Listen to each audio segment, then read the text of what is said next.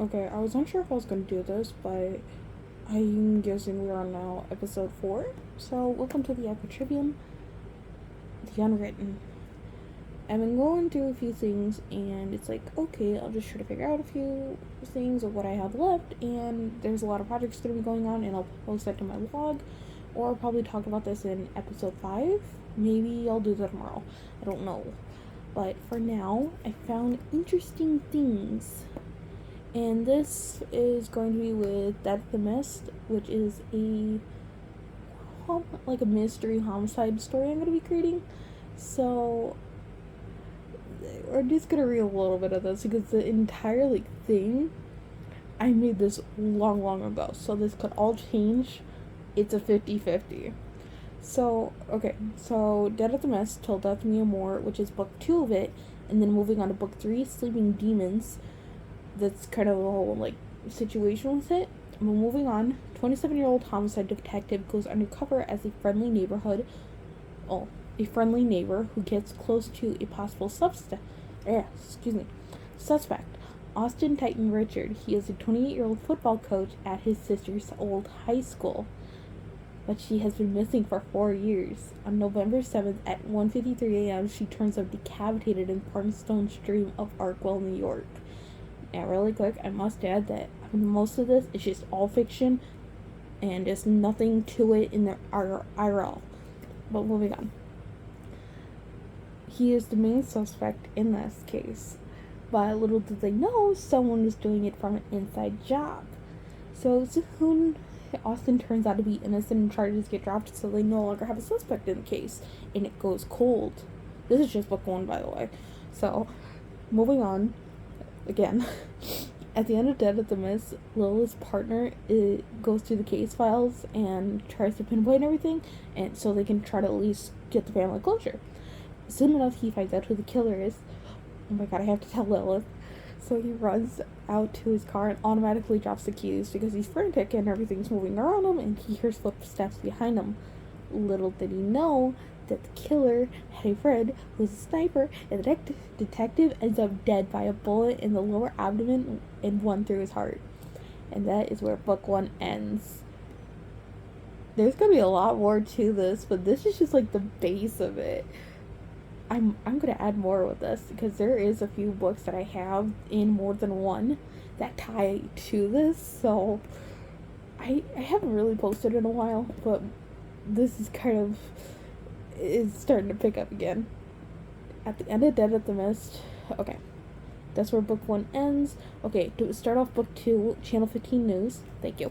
Late this evening, we received heartbreaking news. 26-year-old beloved author Alicia Mitra Croy was found deceased in her home around 10 p.m. last night. We're still unsure of how this happened, but the Las Vegas Police Department is having their best detective on this case. But for the information we just have now, it is seemed as a possibility of a close loved one or someone she knew possibly. But we still are unsure of who killed her. Or even if someone had the keys to her apartment, there was no sign of a forced break-in. So it could be a landlord. Okay, where are we? We will keep you updated on this story once we have new evidence and new information. For now, we head over to Jasper with the weather.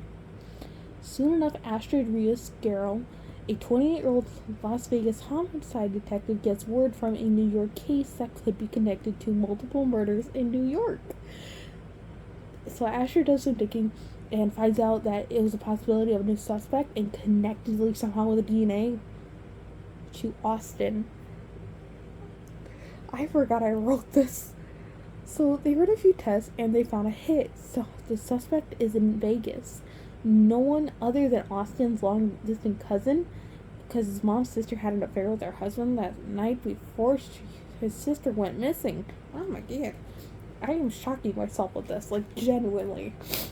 Okay, moving on. I don't know how many times I'm gonna say that in this. Okay, I gotta scroll down a little. So they connect the ties and find out that Austin had a best friend who moved out to Las Vegas a few years ago.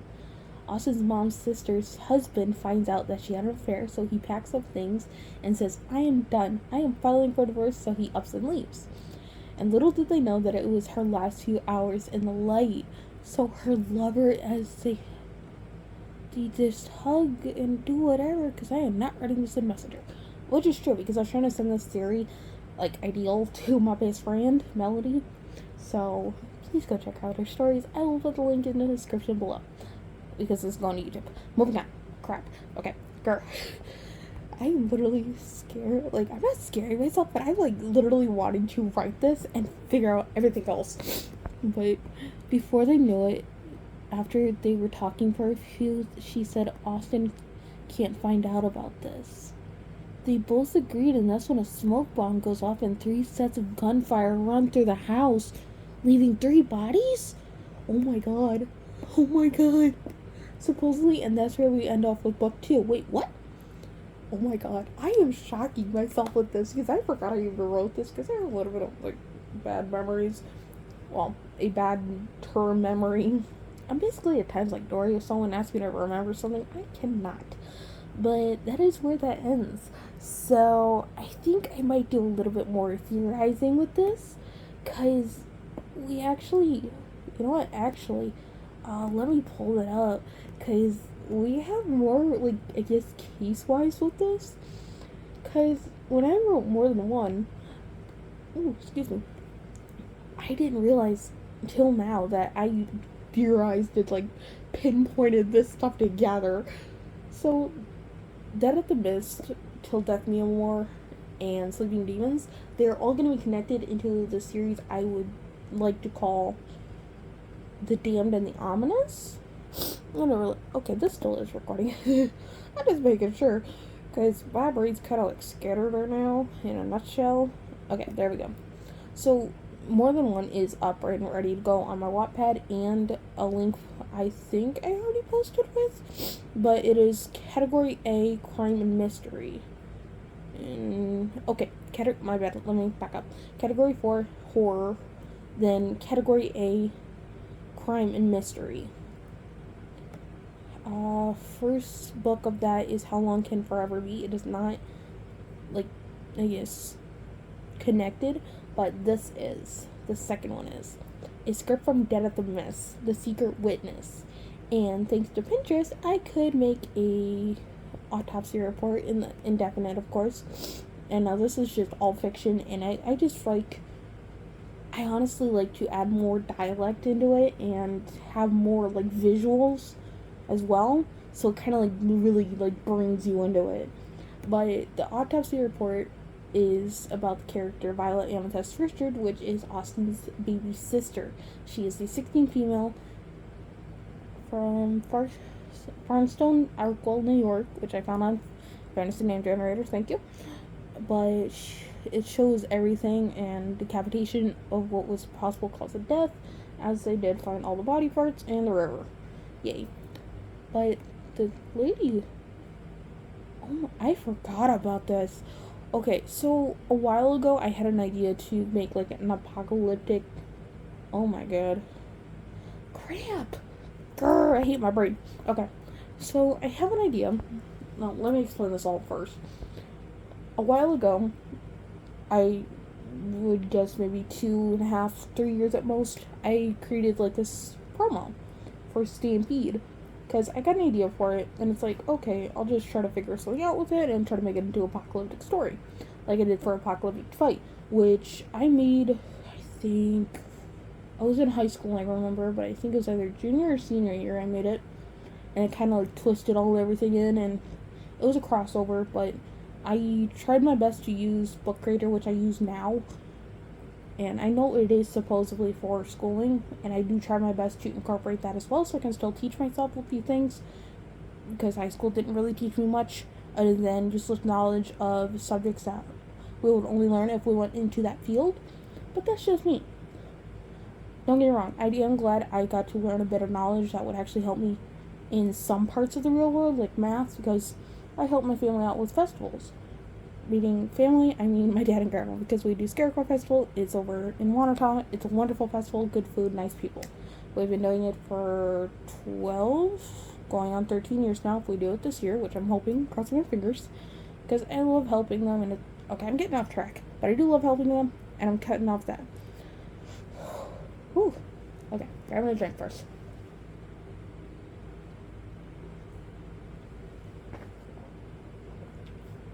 Okay, moving on. Dr. Genevieve Sorrentines.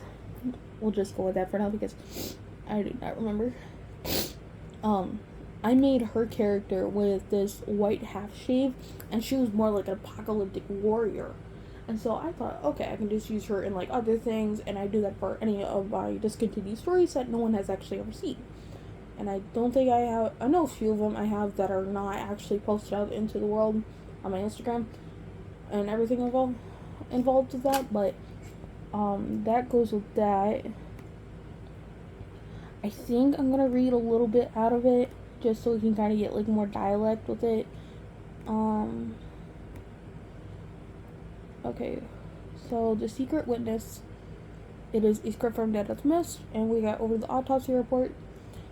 And moving on. NYPD homicide unit Detective Lilith Marshall's office.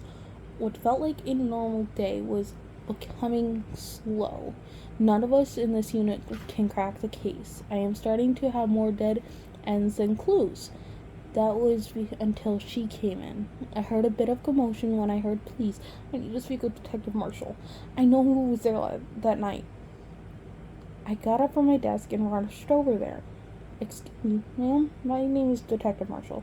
You wanted to speak with me?" She said, "Yes, please. I know who may have killed Amethyst." I was in shock. I thought we got everyone's statements. Maybe she was scared to come forth. "All right, ma'am, please follow me to my office." Once we got back in my office, "Okay, ma'am, I'm gonna have to ask you a few questions. Can I get you anything to drink before we start?" She shook her head no. "No, thank you, detective." I sat down behind my desk and grabbed a form. All right, ma'am, I'm gonna need your name, age, date of birth, and where you're from, where you were that night of what happened." And so she did explain. Name, Journey Evelyn Stepford. It makes more in the story. At times my brain doesn't really process it, but age 86, February 24th, 1957. Now, thanks to a D20 dice, I'm gonna pause really quick, but yeah, thanks to a D20 dice on Google, it helped me just create like a random date, random age, bingo. "Alright, Miss Stafford, can you please describe me what happened to that night, or what you saw?"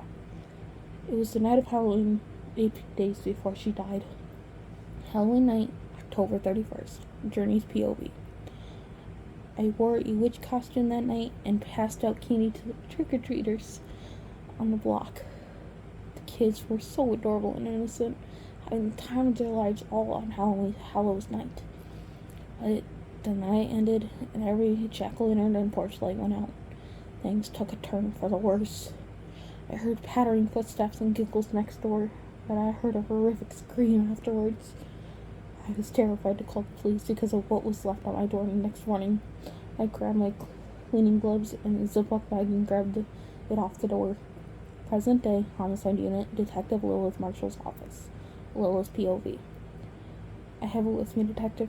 She handed it to me, and I was horrified by the note.